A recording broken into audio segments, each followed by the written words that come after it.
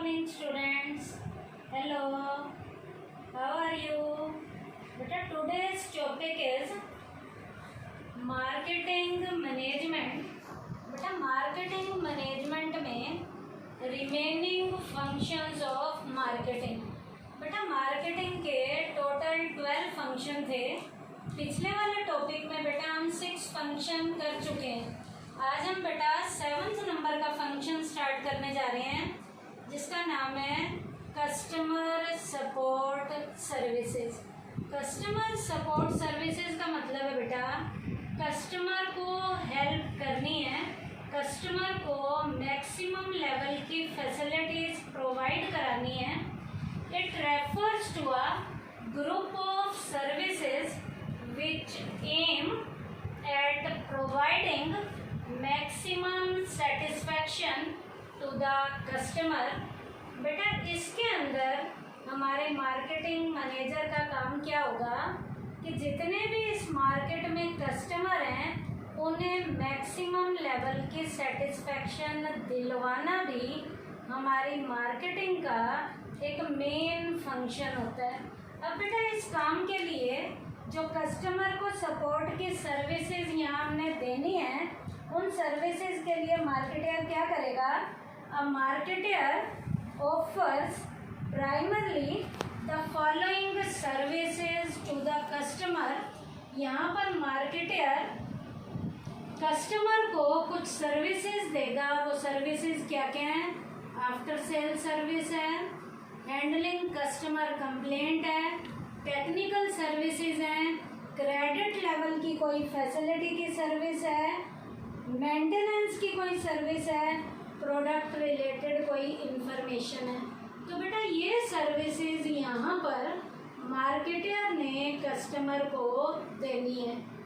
तो मार्केटिंग का 7th number का काम क्या है. कस्टमर को सर्विसेज देना. और बेटा जो मार्केटर कस्टमर को ज़्यादा सर्विसेज देगा उसके प्रोडक्ट की सेल क्या होगी, ज़्यादा होगी. उसके बाद बेटा मार्केटिंग का 8th नंबर का फंक्शन है pricing of product. Pricing of the product का मतलब है प्रोडक्ट की कीमत. तो आपने यहाँ बताना है most important function of marketing manager to fix price of the product.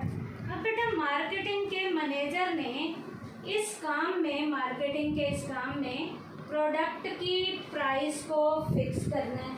अब बेटा प्रोडक्ट की प्राइस हमने कैसे फिक्स करनी है क्योंकि price is affected by it's cost. बेटा प्राइस पे उस प्रोडक्ट की कॉस्ट का इफेक्ट आता है, रेट ऑफ प्रॉफिट का इफेक्ट आता है, price of the competitor level के जो प्रोडक्ट हैं मार्केट में आपके जो कंपटीटर बैठे हुए हैं उनके प्रोडक्ट की प्राइस का भी आपके प्रोडक्ट की प्राइस पे इफेक्ट आता है. Policy of the government. बेटा गवर्नमेंट की कोई पॉलिसी भी हो सकती है वो भी यहाँ पर प्रोडक्ट की प्राइस पे अपना इफेक्ट डालती है. The price of the product should be fix in a manner that it should not appear to be too high and at the same time it should earn enough profit for the organization. बेटा यहाँ पर product की price हद से ज़्यादा भी नहीं होनी चाहिए.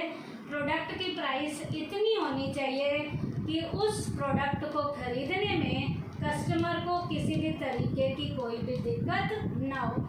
तो प्राइस के ऊपर उसकी कॉस्ट का और प्रॉफिट के रेट का गवर्नमेंट की पॉलिसी का इफेक्ट पड़ता है. और ये प्रोडक्ट की प्राइस को भी फिक्स करने का काम हमारा जो है मार्केटिंग का मैनेजर ये काम करता है. उसके बाद बेटा 9th नंबर का फंक्शन है प्रमोशन. प्रमोशन का मतलब है बेटा प्रोडक्ट को बेचने के लिए जो तरीके अपनाए जाते हैं. इसका मतलब प्रोडक्ट की कस्टमर को टाइमली इंफॉर्मेशन देनी है. It means informing the customer about the product and encouraging them to buy these products. Promotion में बेटा कस्टमर को प्रोडक्ट की इंफॉर्मेशन देनी है और इंफॉर्मेशन देते हुए कस्टमर को प्रोडक्ट की तरफ आकर्षित भी करना है, एनकरेज भी करना है, कस्टमर को प्रोत्साहन भी देना है कि कस्टमर उस प्रोडक्ट को खरीदे। अब यहाँ पर बेटा प्रमोशन के लिए भी मैं आपको एक एग्जांपल बताऊंगी कि प्रमोशन का काम कैसे किया जाता है। There are 4 methods of promotion. Promotion के यहाँ बेटा 4 मेथड हैं। वो 4 मेथड क्या क्या हैं? एडवर्टाइजमेंट यहाँ पर रोल प्ले करती है, विज्ञापन, पर्सनल लेवल की सेलिंग। पर्सनल सेलिंग का मतलब है हमारे सेल्समैन रोल प्ले करते हैं। सेल्स प्रमोशन, प्रोडक्ट को बेचने के लिए जो आप डिस्काउंट वगैरह देते हो, रिबेट वगैरह देते हो, तो ये सेल्स प्रमोशन है। गिफ्ट देते हैं, कूपन देते हैं। और पब्लिसिटी, पब्लिसिटी का मतलब होता है मशहूरी जो हम प्रोडक्ट की करते हैं। तो ये 4 तरीके हैं जिनसे प्रोडक्ट की कस्टमर को इंफॉर्मेशन दी जाती है और इस इंफॉर्मेशन को देने के बाद प्रोडक्ट के प्रति कस्टमर को आकर्षित किया जाता है और कस्टमर के मन में इच्छा शक्ति पैदा की जाती है कि वो उस प्रोडक्ट को खरीदे। उसके बाद बेटा 10th नंबर का हमारा पॉइंट है फिजिकल डिस्ट्रीब्यूशन। अब बेटा फिजिकल डिस्ट्रीब्यूशन का क्या मतलब है? बेटा प्रोडक्ट को प्रोडक्शन के प्लेस से उठाना है और कस्टमर के कंजम्पशन के प्लेस तक लाना है। इसका मतलब प्रोडक्ट को डिस्ट्रीब्यूट करना है। और डिस्ट्रीब्यूट करेंगे, कैसे करेंगे, ये काम भी कौन करेगा? Under this decision about carrying things from the place of production to the place of consumption. बेटा प्रोडक्ट को प्रोडक्शन के प्लेस से उठाना है और कंजम्पशन के प्लेस तक ले जाना है। Under this task decision about 4 factors are taken. अब इस बेटा डिसीजन को करने के लिए, इस काम को करने के लिए भी बेटा कुछ डिसीजन लिए जाते हैं कि इस काम को करने में किस किस ने बीच में रोल प्ले करना है। यहाँ पर भी बेटा 4 हमें काम करने पड़ेंगे फिजिकल डिस्ट्रीब्यूशन के लिए। पहला ट्रांसपोर्टेशन का सिस्टम देखना पड़ेगा, टाइमली इन्वेंट्री देखनी है, स्टॉक से रिलेटेड कितना स्टॉक हमारे पास पड़ा हुआ है, वेयर हाउसिंग, यहाँ पर हमारे गोदाम प्रॉपर तरीके से रोल प्ले करेंगे। उसके बाद ऑर्डर प्रोसेसिंग। ऑर्डर प्रोसेसिंग का मतलब है ऑर्डर प्लेस करना पड़ेगा, ऑर्डर भेजना पड़ेगा, फिर ऑर्डर को बनाना है, एग्जीक्यूट करना है, फिर आपने डिलीवरी करनी है और पेमेंट लेनी है। तो फिजिकल डिस्ट्रीब्यूशन में भी बेटा इस फिजिकल लेवल के डिस्ट्रीब्यूशन के डिसीजन के काम को करने के लिए भी बेटा यहाँ हमें 4 टास्क करने हैं, 4 मेन काम करने हैं। ट्रांसपोर्टेशन से रिलेटेड, इन्वेंट्री से रिलेटेड, वेयर हाउसिंग से रिलेटेड और ऑर्डर प्रोसेसिंग से रिलेटेड। नेक्स्ट है बेटा हमारा ट्रांसपोर्टेशन। ट्रांसपोर्टेशन का मतलब है बेटा it refers to physical movement of goods from one place to other. बेटा प्रोडक्ट को एक जगह से उठाकर दूसरी जगह तक लाने ले जाने में बेटा हमारा ट्रांसपोर्टेशन सिस्टम, हमारा जो यातायात के जितने भी साधन हैं ये प्रॉपर तरीके से रोल प्ले करते हैं। बेटा यातायात के साधन, transport facility is needed to the consumer. बेटा यहाँ पर कंज्यूमर को ट्रांसपोर्ट फैसिलिटी की ज़रूरत पड़ेगी। क्यों ज़रूरत पड़ेगी? प्रोडक्ट को उसके जहाँ पर वो बना है प्रोडक्शन के प्लेस से उठाना है और कंज्यूमर तक, कस्टमर के घर तक पहुँचाना है। तो घर तक पहुँचाने में हमें क्या चाहिए बेटा? ट्रांसपोर्टेशन की फैसिलिटी चाहिए। Mostly we see on the road side private vehicles. बेटा हम अपने रोड पे चलते हुए कुछ प्राइवेट कंपनीज के प्राइवेट व्हीकल चलते हुए देखते हैं। जैसे यहाँ पर मैं एग्जांपल दूँ आपको, पेप्सी का व्हीकल हम देखते हैं, कोका कोला का देखते हैं, LML का देखते हैं, ब्रिटानिया का देखते हैं, अमूल का देखते हैं। बेटा बहुत सी कंपनीज के अपने खुद के प्राइवेट लेवल के ट्रांसपोर्टेशन से सिस्टम है, उनके अपने व्हीकल है। उसके बाद बेटा these private carriers are the living examples of the transportation function of marketing. अब बेटा ये जो मैंने एग्जाम्पल दिए हैं कोका कोला का, पेप्सी का, उसके बाद ब्रिटानिया का, अमूल का, ये बेटा मार्केटिंग के, ट्रांसपोर्टेशन के लाइव वाले फंक्शनिंग के काम के एग्जाम्पल है। अब बेटा ट्रांसपोर्टेशन से हमें एक यूटिलिटी भी मिलती है। Place utility is created by the transportation activity.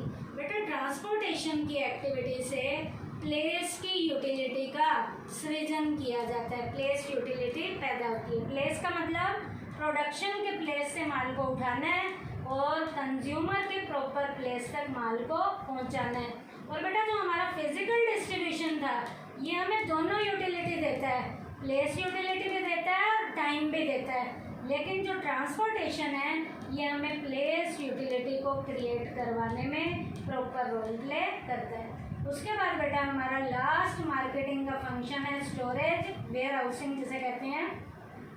There is time lag between the purchase of production.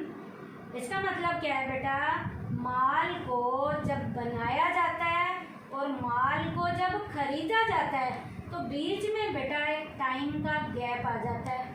बनता माल पता नहीं किस टाइम पीरियड पे है और बनाने के बाद माल को हम कहाँ रख देते हैं, गोदामों में भर के रख देते हैं। जैसे जैसे कस्टमर की डिमांड आती है गोदाम में से माल निकाला जाता है और कस्टमर की टाइम से रिलेटेड यूटिलिटी को क्रिएट करने में स्टोरेज या जो वेयर हाउसिंग है ये प्रॉपर तरीके से रोल प्ले करता है। It is very essential to store the goods at a safe place during this time interval. अब बेटा माल बना कब है, माल की ज़रूरत कब होगी, तो माल को बनाने के बाद माल बाहर सड़ने के लिए, ख़राब होने के लिए तो नहीं रखा जाता। बनाने के लिए माल को रखने के लिए किसकी ज़रूरत पड़ेगी, वेयर हाउसेस की, गोदामों की ज़रूरत पड़ेगी। तो यहाँ पर आप एग्जाम्पल भी दे सकते हो, गोदाम्स are used for this purpose. इस पर्पस के लिए गोदामों का यूज़ किया जाता है। उसके बाद बेटा time utility is created by warehousing और स्टोरेज। बेटा ये गोदाम और माल को जो हम इकट्ठा करके रखते हैं ये बेटा हमारे टाइम की यूटिलिटी को क्रिएट करने में रोल प्ले करते हैं। टाइम की यूटिलिटी को कैसे क्रिएट करने में रोल प्ले करते हैं बेटा, प्रोडक्शन जब माल का हुआ था तो माल को बनाने के बाद हमने कहाँ रखना है, गोदामों में रखना है। अब बेटा गोदाम में रखने के बाद जैसे कस्टमर की डिमांड आती है माल को गोदाम से निकाला जाता है और कस्टमर को सप्लाई किया जाता है। तो गोदाम हमारी, वेयर हाउसेज हमारी टाइम यूटिलिटी को क्रिएट करते हैं। और जो हमारा ट्रांसपोर्टेशन था ये हमारी प्लेस यूटिलिटी को क्रिएट करता है। और फिजिकल लेवल का डिस्ट्रीब्यूशन ये हमारी दोनों यूटिलिटी को क्रिएट करता है। दोनों यूटिलिटी कौन सी, हमारी जो है प्लेस की यूटिलिटी को भी और हमारी टाइम की यूटिलिटी को भी। तो यहाँ हम बेटा प्लेस भी लिख सकते हैं और टाइम भी लिख सकते हैं। इसका मतलब हमारी दोनों यूटिलिटी कौन सी, प्लेस की भी और टाइम की भी, वो किसके द्वारा पूरी की जाती हैं, फिजिकल डिस्ट्रीब्यूशन के द्वारा। तो आज के टॉपिक में बेटा हमने मार्केटिंग मैनेजमेंट के रिमेनिंग फंक्शंस किए थे बचे हुए, जिसमें पहला था कस्टमर सपोर्ट सर्विस, दूसरा था प्राइसिंग ऑफ प्रोडक्ट, तीसरा प्रमोशन, उसके बाद फिजिकल डिस्ट्रीब्यूशन, फिर ट्रांसपोर्टेशन और लास्ट स्टोरेज और वेयर हाउसिंग। थैंक यू बेटा।